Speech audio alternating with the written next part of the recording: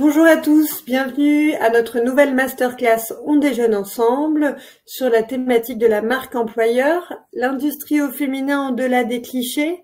C'est le thème de notre masterclass d'aujourd'hui.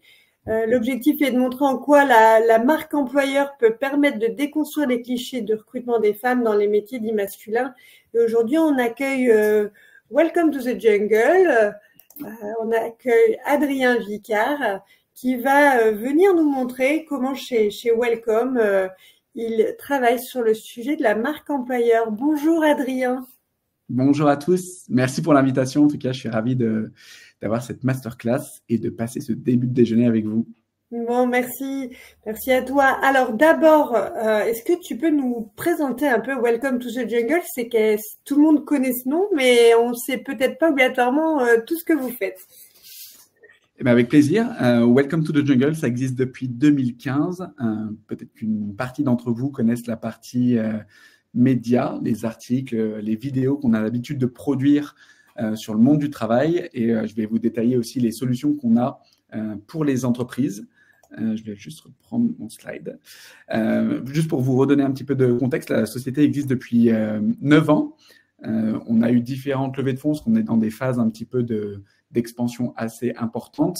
On ouvre également à l'étranger. C'est un peu plus de 300 collaborateurs aujourd'hui. Et pour vous donner le schéma un peu global, on a 70 journalistes qui travaillent avec nous et qui produisent du contenu. Le but, c'est un peu de parler de façon beaucoup plus libre et moderne du travail aujourd'hui et d'aborder des sujets sans biais, sans frein, pour que les gens soient contents d'évoquer un sujet qui a souvent été vécu comme pénible et rendre l'expérience des candidats et des gens qui ont envie de se poser des questions sur le travail plus agréable. On a aujourd'hui 2 bureaux, mais on en a un 3e, on en a un à Paris. Je vous dis ça et moi, je vous parle depuis Marseille parce qu'on a la possibilité de travailler de n'importe où en France chez Welcome to the Jungle. Et vous le voyez, on a aussi le petit logo que vous voyez avec un B, qui est le logo B Corp, qui est un logo qui représente aussi toutes les sociétés qui ont un prisme de responsabilité environnementale et sociale important. Je vous repasse un petit peu aussi ce qu'on fait. Aujourd'hui, nous, on travaille, donc on a toute cette partie média sur laquelle on va revenir un petit peu après, mais on travaille avec un peu plus de 5000 entreprises. Welcome to the Jungle, en 2015 jusqu'à 2019, les 4 premières années, c'était surtout une société qui proposait des solutions avec des entreprises plutôt parisiennes dans la tech, pas mal de startups. Et puis, le problème que l'on adressait au départ, qui était de pouvoir faire découvrir l'intérieur des entreprises aux candidats pour que les candidats puissent prendre leurs décisions, c'est un problème qui s'est un peu généralisé post-Covid, où beaucoup de gens se sont posés de questions sur le travail. Beaucoup de sociétés ont eu aussi la vocation de parler de leurs valeurs, de leurs initiatives. On va en parler un peu aujourd'hui, mais sur ce qui était fait sur des questions de parité, ce qui était fait sur des empreintes environnementales, de comment est-ce que les gens pouvaient grandir au sein de l'entreprise, venir déconstruire certains clichés, notamment par exemple l'emploi des femmes dans l'industrie, l'emploi des femmes dans la tech. Et aujourd'hui, sur Welcome, on a très exactement, on a 5300 entreprises qui travaillent avec nous. Là, je vous ai mis plutôt les petites entreprises, mais on a aussi des entreprises comme Hermès, comme la SNCF, comme Safran, comme Airbus, comme des ministères. C'est vraiment devenu, on va dire, la plateforme de référence pour toutes les entreprises qui ont envie de partager de façon plus explicite, transparente, leurs valeurs pour pouvoir recruter des candidats. Vous avez tout secteur d'activité dans vos entreprises, les industries aussi Maintenant, en fait, il y a une grosse accélération qu'on a eu post-Covid, en fait, sur justement les secteurs d'activité qui avaient besoin de s'exprimer, de communiquer. Donc, il y en a 3 gros qui sont revenus. Et le secteur public, qui avait un déficit d'image, et alors que propose des solutions, propose des opportunités de carrière qui sont géniales. On avait toute l'industrie, donc on a fait venir beaucoup d'acteurs de l'aéronautique, de l'industrie chimique, de la pharmaceutique, qui en plus post-Covid ont été très libérés en termes de moyens. Le 3e gros secteur d'activité qui a été représenté, c'est plutôt ce qui est commerce, grande distribution. On a désormais Lidl, Auchan, Leroy Merlin, Decathlon, c'est assez global, mais même la distribution, on va dire plutôt premium, Hermès, là, on vient de signer avec Chanel. Donc, on a vraiment réussi à généraliser aussi ça, mais c'est plutôt parce que ces secteurs d'activité ont eu le même problème qu'avait pu avoir avant la tech, c'est-à-dire comment est-ce qu'on communique et comment est-ce qu'on arrive à faire venir tout type de profil dans nos entreprises en parlant différemment.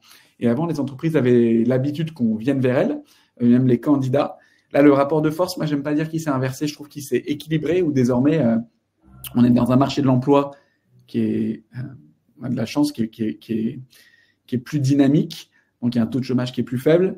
Donc, on a une compétition qui s'installe un peu entre les entreprises. Et puis, on a désormais des gens qui sont plus acculturés au sujet du travail et aux possibilités, et donc qui ont un peu plus de choix, qui ont moins peur aussi, je pense, de passer d'une entreprise à une autre, d'un projet à un autre, de faire une pause, de déconstruire certains clichés. Moi, je suis très content que justement, désormais, les entreprises prennent les devants pour pouvoir parler de certains sujets comme justement l'emploi dans le handicap, la responsabilité sociale, les efforts écologiques. Enfin, c'est vraiment ce que nous, on cherchait depuis une dizaine d'années à avoir comme impact sur le monde du travail en France, et on va essayer de le faire à l'étranger aussi.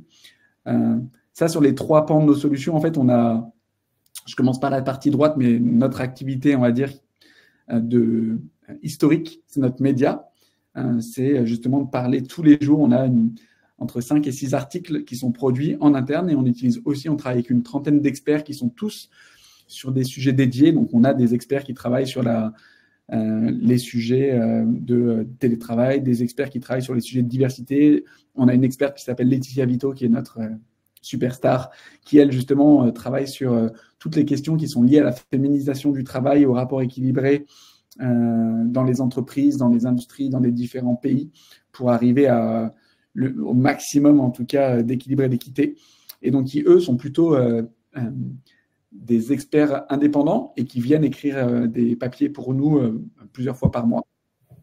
Et ensuite, ce que vous voyez à gauche, ça, c'est ce qu'on vend, nous, aux entreprises. On leur vend des solutions qui leur permettent de construire des vitrines pour pouvoir communiquer, et un job board, donc c'est la possibilité de publier leurs offres sur Welcome to the Jungle. D'accord. Je vous les passe un petit peu, mais là, je vous ai fait une petite sélection. Comme sur Welcome, on a toute la partie média dont je vous parlais. Je vous ai fait juste en tapant le mot-clé femmes, qui est, nous, en plus, un sujet qui nous tient particulièrement à cœur. Moi, j'ai aussi une équipe qui est très féminine. J'ai 75% de femmes dans mon équipe, et je venais avant de chez Apple, où là, c'était le contraire. J'avais 90% d'hommes. Donc, c'était vraiment super intéressant aussi pour moi de comprendre les attentes, comment est-ce que je pouvais justement être certain de pouvoir agir au mieux sur une population féminine, quels efforts je pouvais faire sur différents sujets. Donc, ça m'a aussi beaucoup, moi, éduqué d'avoir cette partie média. Le média, il a surtout vocation à pouvoir déconstruire certains clichés, créer le maximum de confiance aussi pour les femmes sur certains sujets, de les aider à postuler et sans biais. Donc là, je vous ai juste mis une petite sélection, mais il y a énormément d'articles sur notre média autour de ça. Et quand vous allez dans le détail des types d'articles, vous avez à chaque fois les auteurs qui sont cités, les liens de connexion que vous allez pouvoir trouver. Ça, c'est un article qui date de l'an dernier et qui était sur 5 idées, mais c'était surtout 5 actions à mettre en place pour que les femmes se sentent bien dans les entreprises. Ah, c'est super. Et la marque employeur, alors, dans tout ça Et bien, comme ça, on va pouvoir se faire un peu on va pouvoir utiliser un peu de matière. Nous, c'est quelque chose qu'on connaît bien, puisque c'est quelque chose que l'on vend aux entreprises sur qu'est-ce que la marque employeur, pourquoi est-ce que les entreprises en ont besoin aujourd'hui pour pouvoir exister, pour pouvoir communiquer, pour pouvoir recruter, pour pouvoir garder des talents. Je pense que c'est le sujet aussi du jour, mais la marque employeur, c'est aussi la capacité à pouvoir aller sur les bons sujets qui aujourd'hui intéressent l'audience, à déconstruire et à parler de certains sujets en faisant une force. On va revenir assez rapidement parce que le but, c'est aussi qu'on puisse échanger avec toi, Dorothée, mais sur un peu les basiques. Nous, on s'estime experts, mais on a notre propre définition et du sujet marque employeur. Nous, aujourd'hui, la façon dont on la détaille, c'est le fait que la marque employeur, elle fait référence et à l'image et à la réputation d'une organisation en tant qu'employeur. Donc, ça peut être une organisation publique, privée ou associative. c'est souvent le processus par lequel l'entreprise elle se présente auprès des candidats, mais c'est aussi auprès de ses employés en poste. Et ça, souvent, les entreprises le négligent. Mais une entreprise, elle est aujourd'hui composée d'employés et c'est le premier public avec lequel on a envie de communiquer. S'il n'y a pas de recrutement en cours, ça ne veut pas dire qu'on ne doit pas investir dans sa marque employeur et dans comment est-ce qu'aujourd'hui on garde les talents. Ça coûte plus cher de devoir recruter que de garder un talent. Et donc, c'est important de fidéliser. Exactement. Surtout quand les recrutements en fait, sont moins au cœur de la stratégie. On a des périodes pendant lesquelles on a dû recruter 50, 60 personnes à l'année. C'est sûr que c'était très dynamique. En ce moment, le but, c'est de retenir nos 300 talents. Et il y a une marque employeur interne sur laquelle communiquer. Les 4 pans, c'est surtout la culture de l'entreprise et ses valeurs, sa mission, ses avantages, et puis les spécificités qui sont liées à l'environnement de travail. Ça, c'est vraiment une définition et plutôt une traduction qui avait été faite par les gens qui ont au départ parlé de ce premier concept qui est arrivé dans les années 80-90 aux États-Unis. Le but, c'est d'appliquer les techniques de management de marque, donc de marketing, au management des ressources humaines. Et ce qu'on avait, nous, comme données, c'était qu'aujourd'hui, 72% des responsables RH dans le monde estimaient que la marque employeur avait un impact qui était quand même considérable, significatif sur l'embauche, et surtout que 84%, donc c'est la remarque que tu me faisais, Dorothée, des salariés actuels des entreprises estiment qu'ils pourraient quitter leur poste actuel si une autre entreprise possédait une meilleure notoriété. Nous, sur la valeur ajoutée, on estime qu'il y a 5 niveaux. Aujourd'hui, le premier, c'est l'attractivité. C'est pourquoi est-ce qu'un candidat ou une candidate rejoindrait une entreprise. La deuxième, la fidélisation. Pourquoi est-ce que le talent resterait? L'engagement. Pourquoi il irait plus loin? Pourquoi il s'investirait? La QVT, donc comment est-ce que la marque employeur impacte le bien-être, la productivité? Et ensuite, la réputation. Comment est-ce qu'on en fait un levier aussi de business? Sur les bénéfices de la marque employeur, nous, on le constate de façon assez factuelle, mais aujourd'hui, une entreprise, une collectivité qui vient s'engager sur des questions de marque employeur, elle a en moyenne 50% de plus de candidats qualifiés. Donc, nous, ce qu'on estime par qualifiés, c'est des candidats qui vont dans le détail de leurs réponses, qui font une lettre de motivation, qui s'engagent dans le processus. Et c'est également sur le point de la fidélisation, c'est un turnover aussi qui est beaucoup plus faible. Sur vraiment un mode d'emploi très synthétique, nous, on estime que les 5 étapes à retenir, c'est déjà de faire un audit et un diagnostic de sa marque employeur lorsqu'on a envie de s'investir, déterminer des objectifs aussi, c'est qu'est-ce que l'on souhaite prioriser, qu'est-ce que l'on souhaite mettre en avant, quelle est ensuite Ensuite, ça, c'est ce que l'on propose plutôt en valeur ajoutée, là où on impacte. On n'aide pas les entreprises, nous, à faire un diagnostic de leur marque employeur et à définir leurs objectifs. Oh, juste pour info, la Cécile, elle le fait. Si jamais il y a besoin, vous pouvez nous appeler. Et voilà, génial. Comme ça fait… on est complémentaires. Voilà, sont complémentaires. Nous, là, on va aider, c'est plutôt à définir la valeur proposition, à déployer sur les réseaux sociaux, sur les plateformes et à donner des conseils un petit peu pour que les entreprises utilisent leur contenu. Et ensuite, c'est mesurer, savoir les points que l'on gagne sur la marque employeur. J'essaie de vous les faire vite un petit peu, ces slides-là, parce que c'est un peu du contenu que nous, on a créé. Ça, c'est sur les différentes étapes. Celui-là, je suis désolé, il est en anglais, on ne l'a pas traduit, mais il y a 6 étapes un peu dans le point de vue du candidat entre l'attraction du talent, le recrutement, son intégration dans l'entreprise, sa capacité à pouvoir grandir dans l'entreprise, mais aussi son départ et comment, sur toutes ces étapes-là, l'employé peut aussi devenir un promoteur de la marque employeur. Donc, nous, dans l'attractivité des entreprises, ce qu'on estime, c'est qu'aujourd'hui, c'est dur. Je pense que tout le monde le sait, c'est devenu super dur pour les entreprises de pouvoir recruter. Il y a presque une entreprise sur 2 qui estime aujourd'hui qu'attirer des nouveaux salariés, c'est difficile. Mais surtout, d'un point de vue candidat, aujourd'hui, il y a plus de 7 candidats sur 10 qui, eux, passent par différents sites pour pouvoir aller se faire leur propre opinion avant de postuler. C'est ça, l'énorme changement depuis 5 ou 6 ans. C'est qu'aujourd'hui, vous avez des candidats qui sont éduqués sur ces sujets-là, qui vont aller sur Google, qui vont ensuite aller sur Welcome to the Jungle, sur LinkedIn, sur le site de l'entreprise avant de prendre leurs décisions. Pour attirer les meilleurs via la marque employeur, bon, je l'ai déjà un peu dit, mais oui, il faut déjà avoir une identité de marque qui est cohérente. Ça ne marche pas d'avoir justement une stratégie avec une communication qui ne soit pas homogène. Ensuite, ça passe par ça. Aujourd'hui, on est quand même dans un monde qui est les réseaux sociaux. Très digitalisé. On le voit même, nous, on a travaillé avec Apple qui faisait des campagnes en story sur Instagram, mais c'est vrai que c'est très multicanaux. C'est ça qui est difficile aussi pour aujourd'hui les entreprises qui embauchent, c'est de comprendre que comme le candidat va sur 5 ou 6 points de contact pour pouvoir prendre sa décision, mais en fait, l'entreprise, elle doit aussi être sur ces canaux-là avec un budget qui, des fois, n'est pas extensible. Donc, il faut réussir à trouver les bons canaux au bon moment en fonction de l'objectif de recrutement. Nous, par exemple, on a 57% de nos candidats et notre trafic qui sont des femmes. Oui, ça joue quand on a la volonté de pouvoir recruter un public plus féminin, d'aller sur des canaux de communication sur lesquels cette population est plus présente. Alors, c'est lesquels pour les femmes, par exemple? En fait, nous, en plus, j'ai pas forcément la donnée sur les autres sites. Nous, je trouve qu'on se rapproche de presque 6 candidats sur 10 qui sont des femmes. On évoque beaucoup ce sujet-là à travers notre média. Donc, mécaniquement, on a une population qui vient chercher de l'information chez nous.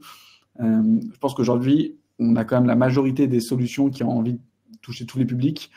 C'est plutôt des stratégies de contenu de certains podcasts, de certains médias qui vont s'adresser plus particulièrement aux femmes. Je ne sais pas si on a des job boards spécialisés 100% féminins. Je sais qu'il y a des initiatives qui sont adressées généralement dans des industries ou localement. Je ne connais pas un Welcome to the Jungle dédié aux femmes. Je ne sais pas si, en tout cas, nous, on n'a pas envie d'arriver à cette fracture parce que je pense que le but, c'est d'adresser tout le monde de façon équitable, en tout cas chez nous, mais qu'on a différentes stratégies de contenu pour avoir, en tout cas, cette population qui se sente écoutée chez nous, quoi. Je me suis permis de changer la slide parce que c'était une demande de Camille, mais j'espère que Camille, vous avez eu le temps de relire. On vous enverra, en tout cas, Dorothée s'enverra enverra tout le contenu après l'événement. Peut-être que désormais, nous, ce qu'on a, ça, c'est aussi la chance de pouvoir avoir beaucoup de lecteurs. On a à peu près 3 millions de personnes qui viennent sur Welcome tous les mois, donc on a de la donnée pour évaluer quels sont les critères qui aujourd'hui sont attirants et sont attractifs pour une société selon les talents. Donc nous, c'est selon les candidats qu'on questionne. Le premier, c'est la culture, mais dans la culture, il y a aussi la culture de la parité, par exemple. Pareil sur la politique salariale. Politique salariale, c'est d'avoir quand même dans les grandes lignes des notions de salaire et de tranches de salaire. D'avoir des davantage restaurants, primes, 13e mois.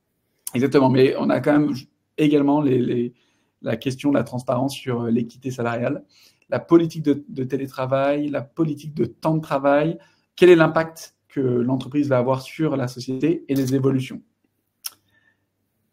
Ça, c'est les initiatives. Donc ça, c'est plutôt comment est-ce qu'aujourd'hui les entreprises font pour pouvoir attirer les candidats. On se rend compte aussi que des marques comme Michel et Augustin vont avoir justement une communication qui est très incarnée par leurs collaborateurs. Et puis là, le but, c'était aussi de vous parler sur quel était le processus de recrutement. Je vais aller vite, mais il y a 8 ans qui sont très distincts par les candidats aujourd'hui sur le lancement des campagnes de recrutement. Où est-ce qu'on publie des jobs? Comment est-ce qu'on présélectionne les candidatures? Comment se font les entretiens, les tests, études de cas, la vérification des références, la prise de décision et l'embauche? Nous, ce qu'on partage en tout cas comme recommandation, c'est d'avoir et ça fait un énorme impact sur la marque employeur, mais des processus le plus rapide possible.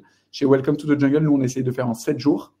Et je vous le partage là. Ma femme, par exemple, en ce moment, elle a un entretien dans plusieurs entreprises et c'est assez long. Et en fait, d'un point de vue du candidat, c'est super pénible de ne pas avoir de réponse, de ne pas comprendre combien de temps le process dure. On a tous connu ça. Voilà, donc, nous, c'est pour ça qu'on essaie de faire en 7 jours, que ça soit positif ou négatif. Les 4 entretiens se passent en 7 jours et le 8e jour, la personne a sa réponse. Donc, pour l'entreprise, c'est quand même assez dense. C'est une période. Donc, vous leur demandez de sélectionner du moins, c'est restreint peut-être dans le pool de candidats que l'entreprise va rencontrer. En fait, il y a 2 choses. Il y a une première sélection qui est réalisée, oui, par nos équipes recrutement et talent. Mais en fait, on s'applique aussi à se dire que on veut être irréprochable sur le sujet. Et donc, c'est un engagement de toute l'entreprise de pouvoir avoir cette culture-là, d'aller vite sur le recrutement, de donner vite des réponses aux talents. Donc, je dirais que c'est moitié-moitié. On a des candidats sur lesquels on communique, je pense, de façon transparente. Donc, on a vraiment déjà des candidats qualifiés. On a, nous, moins de volume, mais déjà des candidats qui ont généralement, grâce aux vidéos, grâce aux détails, des vitrines, assez d'informations pour pouvoir faire une candidature généralement qui est qualifiée. Des gens qui ne vont pas répondre aux questions, c'est vrai qu'on ne va pas aller sur une prochaine étape. Par contre, toutes les personnes qui répondent aux questions ont au moins un premier appel avec notre département RH et toute l'équipe talent. Et ensuite, dès que ça passe cette première étape, tout le monde rentre dans le même processus. C'est 4 entretiens et une réponse au bout de 8 jours. Alors là, je passe un petit peu, mais ça me donne envie d'aller tout de suite voir comment ça se passe sur Welcome to the Jungle. Une petite entreprise, elle peut passer par vous pour déposer ses offres d'emploi Ouais, c'est une très bonne question. En plus, on nous la pose souvent parce que nous, on est super transparent sur ça. Mais en fait, soit les petites entreprises nous disent des fois, on va pas avoir le budget. Les grosses nous disent non, c'est que pour les petites. Donc, on a l'habitude de répondre à chaque fois à ces questions-là. Nous, on a essayé, on pense, de créer le système de prix le plus juste possible parce qu'on a adapté la tarification aux tailles d'entreprise en proposant la même prestation. Donc, les tarifs, aujourd'hui, vont de 3 400 € pour une société de moins de 15 collaborateurs et qui va avoir des vidéos, des photos, une page sur Welcome to the Jungle, la publication de ses offres et un outil de gestion de candidature. Et c'est un prix qui va aller jusqu'à 50 000 € pour les entreprises de 50 000 personnes qui sont un peu partout dans le monde. Et on a 7 niveaux de prix et qui dépend à chaque fois de la taille de l'entreprise. Donc, c'est toutes les entreprises de moins de 15. Ensuite, on a les entreprises de 15 à 50 employés qui sont légèrement dessus. Et on a fait ça graduellement parce qu'on estime que le budget, la façon la plus juste d'avoir construit cette grille de prix pour nous, c'est de se dire que les moyens d'une entreprise sont quand même généralement plus conséquents en fonction de leur taille. Mais c'est la même valeur. C'est comme si on avait fait, je sais pas, si je vous prenais un parallèle, c'est comme si on avait fait le prix d'un iPhone. Un peu comme les impôts par rapport au chiffre d'affaires. C'est adapté. Mais en fait, ce qui est intéressant, je trouve que on estime qu'on ne veut pas créer un produit qui est dégradé parce qu'on a moins de moyens. Mais c'est comme si on faisait un iPhone qui dépendait de la rémunération des gens qui viennent se l'acheter.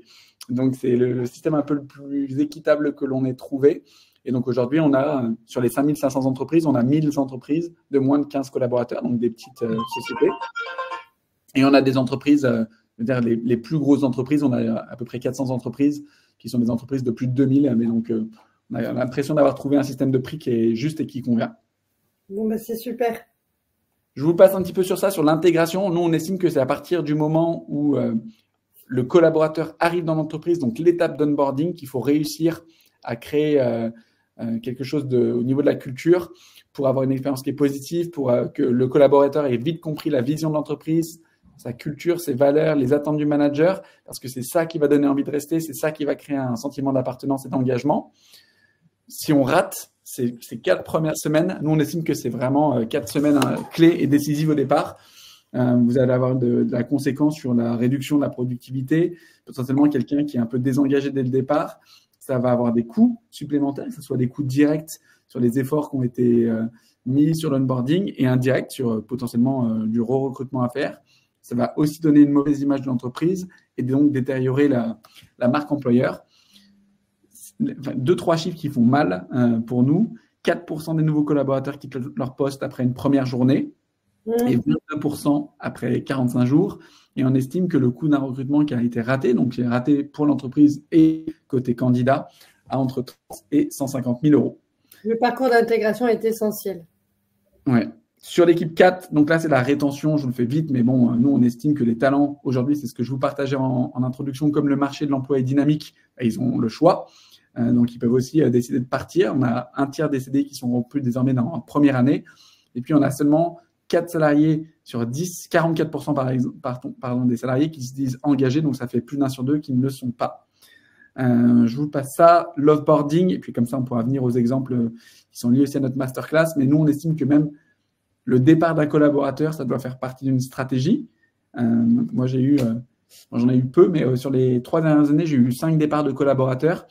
2 qui sont partis monter leur entreprise, 2 qui sont partis parce qu'il y avait une super opportunité de job, et puis un qui est parti pour complètement différent, qui est parti pour devenir prof de sport. Mais moi, c'est vrai que c'est toujours des moments sur lesquels j'accompagne les collaborateurs parce que j'estime que ces gens, un jour, pourront peut-être revenir chez Welcome. Ces gens vont avoir aussi un message positif sur l'entreprise, sur comment s'est passé le départ. On pourra récolter aussi, nous, du feedback sur comment est-ce que ça a été perçu sur cette étape-là. Il y a quand même 3 mois pendant lesquels les personnes en préavis, nous, restent encore avec nous. Et moi, j'ai toujours envie que ces moments-là se passent positivement parce que j'estime que c'est un investissement aussi de l'entreprise. Ce qu'on estime comme positif, c'est justement l'envoi d'un courrier de réponse, de rester et de communiquer. Des départs qui sont un peu cachés, c'est toujours très négatif pour les autres collaborateurs. La passation aussi, comment est-ce qu'on va continuer de gérer un peu ce qu'on appelle nous le run, mais ce qu'on a à faire tous les jours. L'organisation d'un entretien, moi je fais toujours 30 minutes avec chaque personne sur sa dernière semaine pour lui redemander comment s'est passé son départ, qu'elle nous partage quelque chose de très positif et quelque chose de constructif, et puis d'organiser un pot de départ.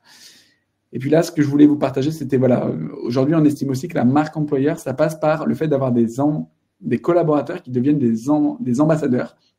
Je pense à toi, Dorothée, mais quand aujourd'hui, toi, tu organises une masterclass pour la CCI, mais c'est aussi ça, d'avoir des collaborateurs qui sont engagés pour aller un peu plus loin, créer du contenu, partager sur des sujets. Et c'est ce que je fais moi aussi, en faisant faire ça pour Welcome. Mais on estime que les candidats aujourd'hui vont encore plus faire confiance. Par exemple, moi, je ferais confiance à Dorothée pour aller lui poser la question sur la CCI parce qu'elle a créé du contenu, parce qu'elle est visible sur LinkedIn et j'estime qu'elle a de l'information à me partager sur comment fonctionne la culture de l'entreprise. Ça, c'est un exemple. Donc ça, c'est une vitrine, par exemple, sur Welcome. Et ce que je souhaitais vous partager, c'est justement ce que l'on met en lumière sur notre vitrine. Nous, c'est le nombre de collaborateurs, le turnover, l'index d'égalité professionnelle sur la parité salariale, la parité, ce que l'on communique. Et là, je vous ai mis aussi des exemples d'industries qui font des efforts et qui mettent en lumière des initiatives autour de la féminisation et de l'égalité homme-femme. Donc ça, je vous ai pris 2-3 exemples vraiment très industriels. Donc Clasquin. Clasquin, eux, ce qu'ils ont souhaité mettre en lumière, c'est le pourcentage de femmes managers, par exemple, qui sont présentes chez Clasquin, l'indice d'égalité, l'écart de rémunération qui est de seulement de 0,6%, et surtout du parcours un petit peu d'éligibilité à l'embauche, et puis ils le soutiennent derrière avec une vidéo pour qu'on puisse avoir des gens qui s'expriment. C'est aussi ça qui fait partie des possibilités chez Welcome, c'est de pouvoir mettre en lumière les femmes, de pouvoir mettre en lumière des femmes dans l'industrie, de pouvoir les mettre en photo, qu'elles puissent s'exprimer, qu'on puisse partager ce type d'informations, parce que c'est comme ça qu'aujourd'hui, les candidats vont venir choisir une entreprise. Je vous ai mis là l'exemple aussi de Safran, dans l'aéronautique, qui est un client, nous, depuis 1 an. Safran, je crois qu'eux, ils ont aussi communiqué sur un petit peu des chiffres clés, mais c'est aujourd'hui ce que vont consulter les candidats. Donc là, c'est dans la partie que vous voyez notre identité. Donc là, toutes les entreprises sur Welcome, elles ont la possibilité de pouvoir aller dans de la personnalisation d'informations.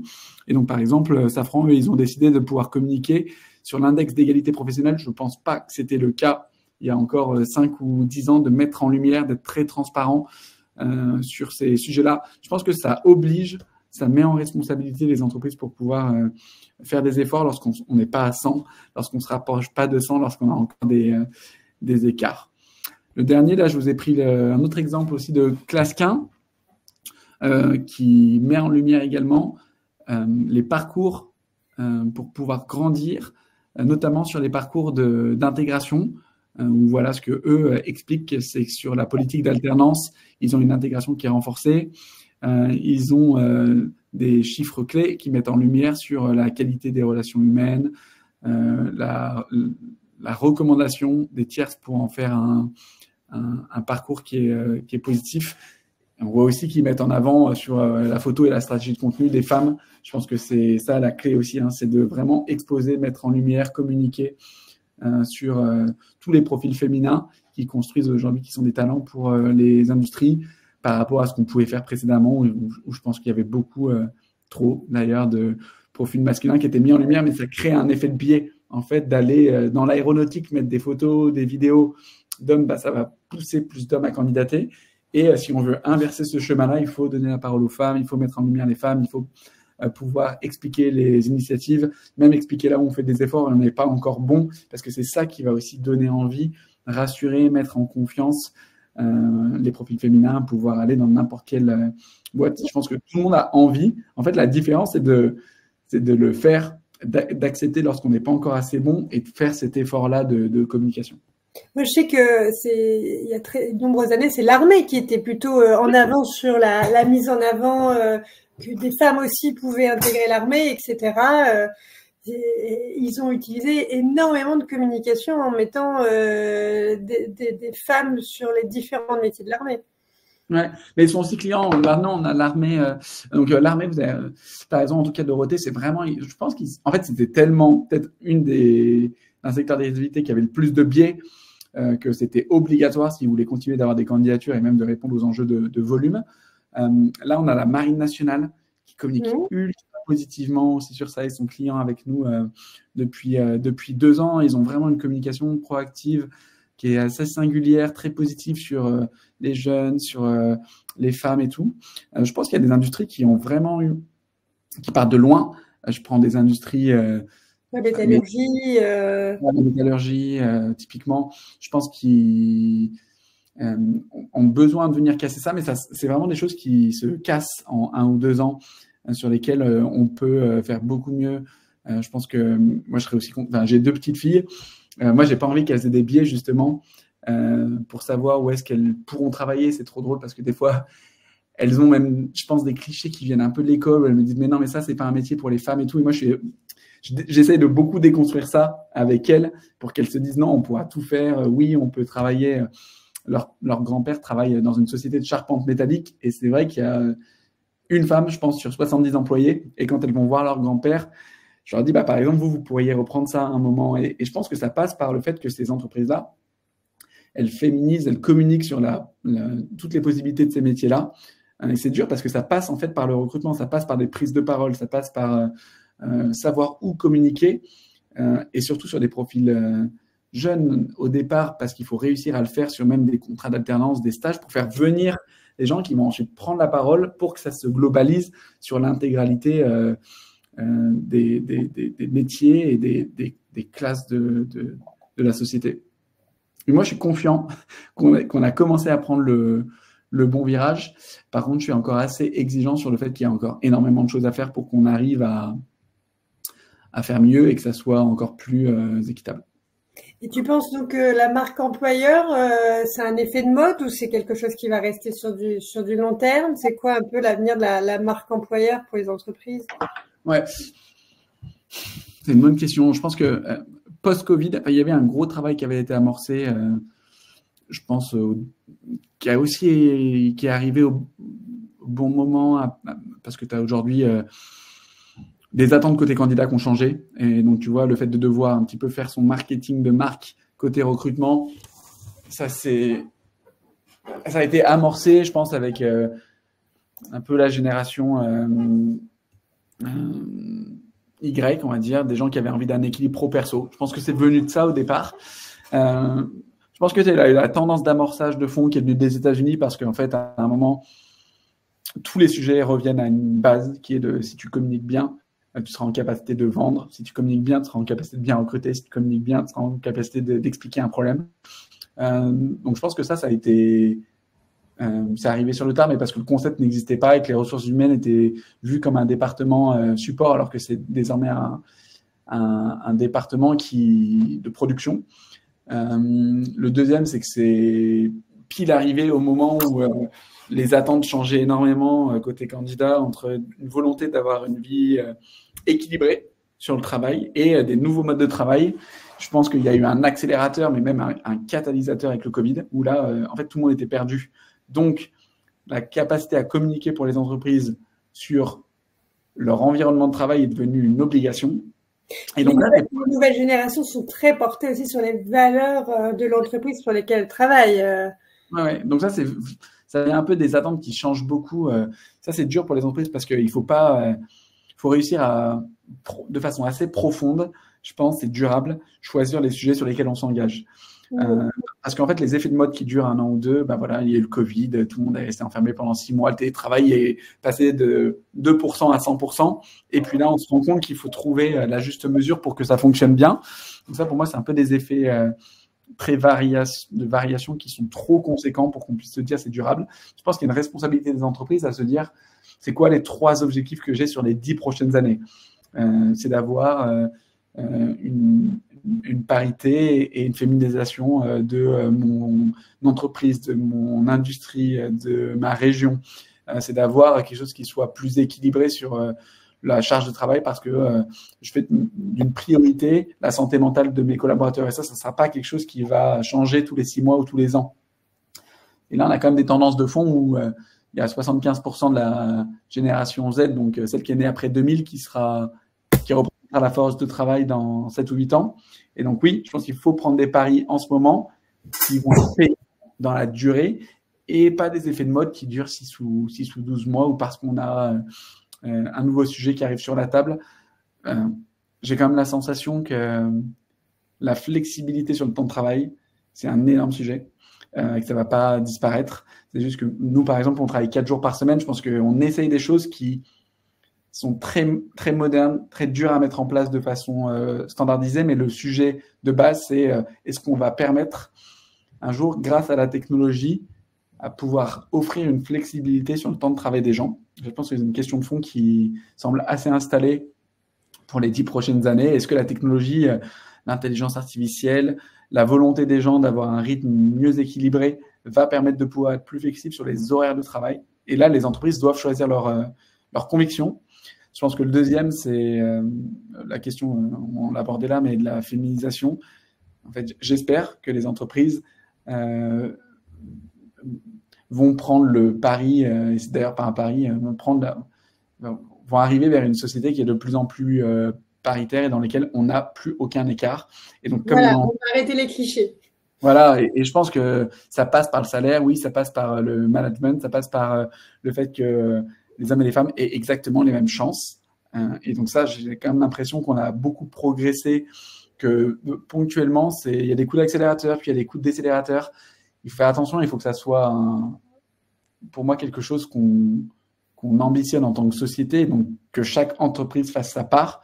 Mais ça me semble être déjà 2 gros sujets. Après, il y a le 3e sujet, mais qui est plutôt qui n'est pas sur le temps de travail ou qui n'est pas sur comment est-ce qu'on donne des chances à tout le monde. C'est des questions de capacité à pouvoir avoir des valeurs fortes qui permettent de créer un projet peu commun. Et après, il faut choisir son combat. Il y a des entreprises qui vont avoir un effort envers la planète, d'autres qui vont avoir un effort dans l'économie de terrain, d'autres qui vont pouvoir potentiellement avoir